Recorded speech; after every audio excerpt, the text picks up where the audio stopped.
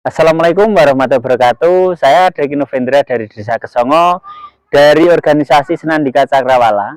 Saat ini kami di Desa Kesongo, kita di TPS 3R yang terletak di Desa Kesongo, Dusun Ngentak Sari, di perbatasan antara Desa Kesongo dan Candi Rejo.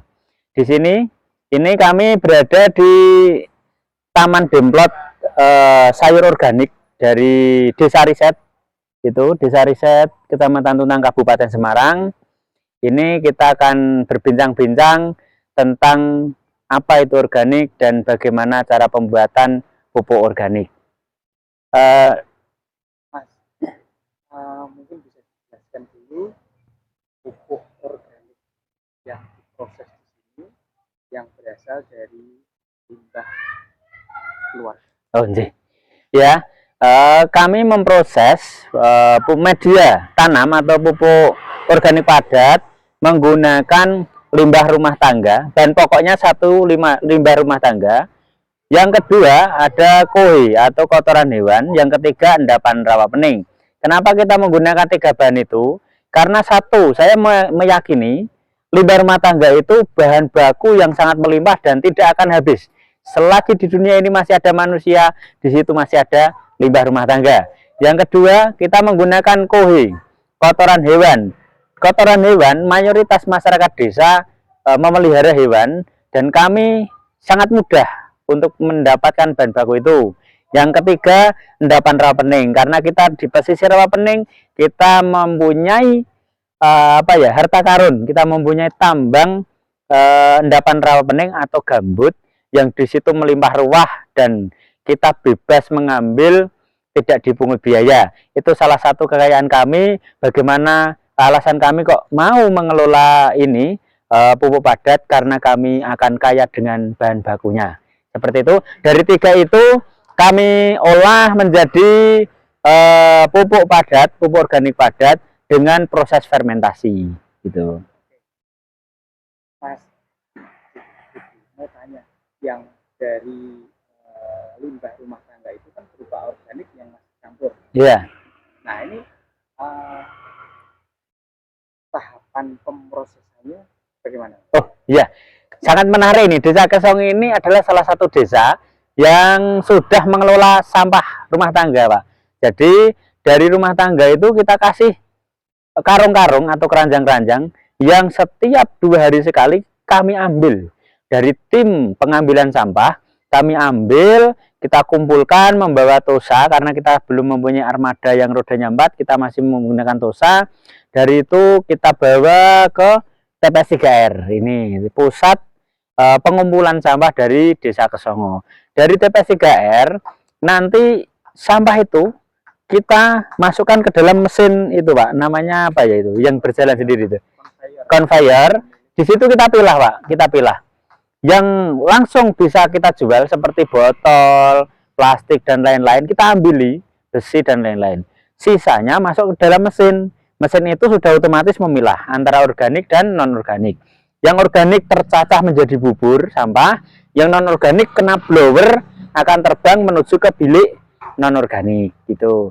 Yang organik terus kita ambil, kita bawa ke ruang proses fermentasi.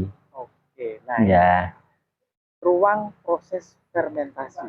Artinya misal nih, kita ambil contoh ada dedaunan, ada kulit buah pisang misalnya. Yeah. Nah ini tentu ada proses pembusukan yang berbeda waktu. Iya, betul.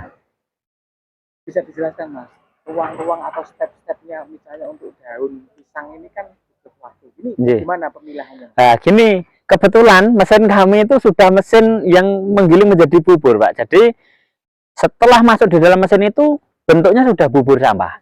Jadi bubur sampah itu adalah mempercepat bagaimana bakteri nanti akan memproses fermentasi, seperti itu.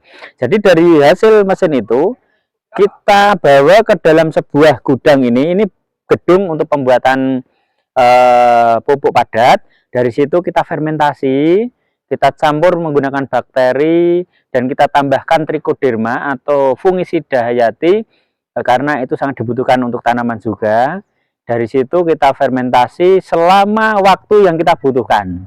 seminimal mungkin proses fermentasi adalah 14 hari untuk sampah, karena sampah itu beragam beraneka macam, jadi butuh waktu yang identik agak lama. Kalau kohe atau endapan rawa pening itu mungkin cukup cepat seperti itu. Oke. Nah, minimal 14 hari untuk sampah organik dari keluarga. Iya. Kemudian akan diproses mix dengan kohe dan endapan Rawa pening, ya betul. Ini gimana Mas ceritanya? Ada perbandingan, bagaimana Oh, nggih. mix-nya, komposisinya? Kebetulan kita lagi proses riset ini Pak. Jadi untuk murni organik juga kita ada. Untuk murni endapan rawa pening juga kita ada. Murni kohe ada. Bahkan campuran 3 komponen itu juga ada. 2 komponen ada. Dari kohe sama endapan sendiri ada. Kohe sama residu sampah ada. Residu sampah dengan kohe saja juga ada. Murni natural per item juga ada, campur tiganya juga ada. Tapi yang campur tiga-tiganya kita perbandingan 1:1 karena untuk memudahkan pengukuran kan seperti itu. Oke Mas, sampahnya organik dari warga. Iya. Kemudian endapan rawa karena kebetulan kita berada di tepi rawa pening. Iya, betul. Sekarang mau tanya Mas, kohe ini berupa kohe apa Mas? Terus diambil dari mana Mas? Oh iya, kalau kohe kebetulan kita di riset ini juga ada riset pakan Pak, riset pakan domba. Jadi kita punya domba Pak, yang di situ untuk memenuhi kebutuhan kami walaupun belum maksimal. Tapi warga sekitar sini yang terkhusus di atas jalan, yang daerah Banjaran, Kroto dan Terbonan itu masuk bagian desa Kesongo. Di sana mayoritas juga beternak Pak, beternak sapi dan domba. Dari situ selama ini dia kebingungan untuk bagaimana limbah ini mau dibawa kemana, dan alhasil dibuang di kali. Nah ini adalah tambang emas kok dibuang di kali. Akhirnya keprihatinan kami, kita minta Pak, awalnya kita minta, kita proses. Setelah ini menjadi bahan baku kok ada nilai ekonominya, sekarang kita beli Pak. Jadi kita tidak minta, kita beli sama warga-warga yang mempunyai kohe, walaupun belinya nominalnya bahasanya kita jasa untuk jasa untuk madai di karung itu gitu. Oke, Mas. Pengambilan sampah dari keluarga sudah dilakukan oleh armada, Iya. jadi tentunya pemerintah desa. Iya. Bumdes mungkin ya Mas ya? Iya. Oke. Kemudian pengolahannya juga sudah dilakukan melalui apa Mas? Padanya Bumdes juga. Bumdes, iya. Kemudian pengaplikasiannya Mas. Ini saya lihat kan di sini banyak nih sampling Iya. tanaman. Ini bisa diceritakan Mas, proses awalnya bagaimana terkait pembuatan apa ini? Demplot ya. Iya. Demplotnya dan seterusnya Mas. Oh ya, ini kita emang kalau kita produksi, promosi, kita tidak membutuhkan sendiri kan nanti omong kosong ya Pak ya. Jadi di tempat pengolahan pupuk padat ini saya bekerja sama dengan teknisi di sini di pertanian, ada Mas Yumam yang menangani di pertanian di sekitar TPS 3R. Barangkali ada teman-teman berkunjung berarti langsung melihat ini loh, itu yang bercerita nanti tanamannya, bukan saya. Ini salah satunya saja dari demplot kami yang berada di Desa Kesongo.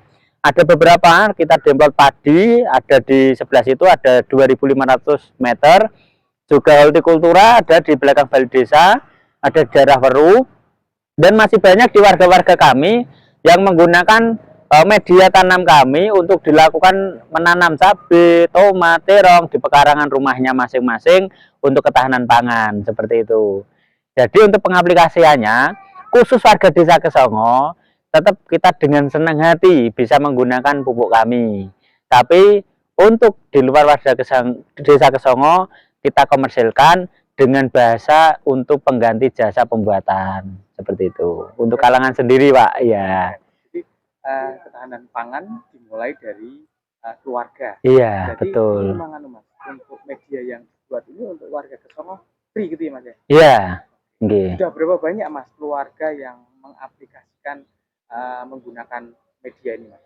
Sasaran kami untuk tahap tahun ini di 2024 dalam satu dusun satu RT dulu Pak. Jadi dalam satu RT itu bagaimana kok cuma satu RT, untuk mengoordinirnya mudah. Ya itu pilot projectnya mudah. Dan nanti warga sendiri yang akan berbicara atau menjadi marketing kami. Karena ketika saya share di online, di luar sudah booming, desa tidak menggunakan kan terus nanti gimana kan gitu. Hanya kita berangkat dari desa dulu, baru kita melebarkan atap kami seperti itu.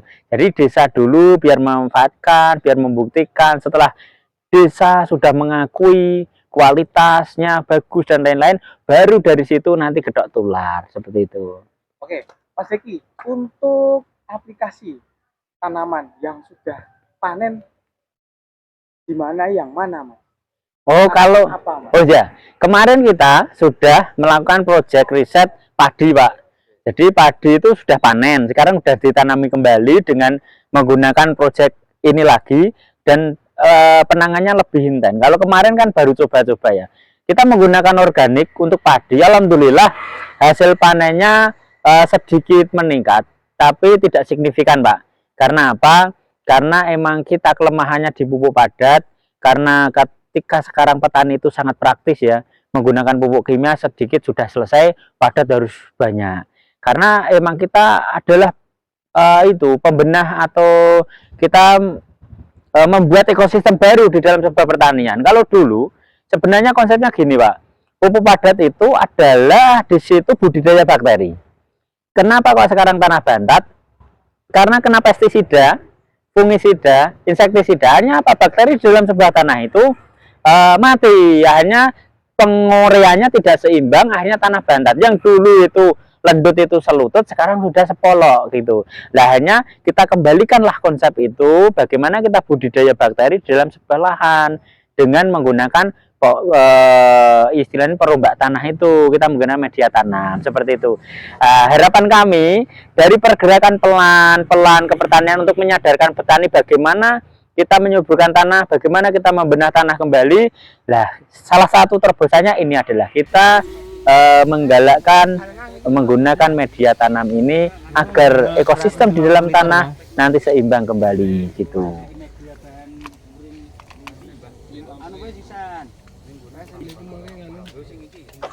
Assalamualaikum, Mas. Waalaikumsalam, Pak. Ya. Wah, ini ki apa, Mas? Niki lagi lihat-lihat tanaman. Tandurannya keren Ya.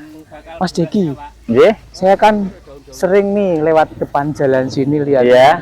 desa riset desa Kesongo, ya betul, Pak. Kabupaten Semarang. Nggih. Terus saya lihat sini ada pengelolaan sampah, tapi Iya. kok ono tanemane.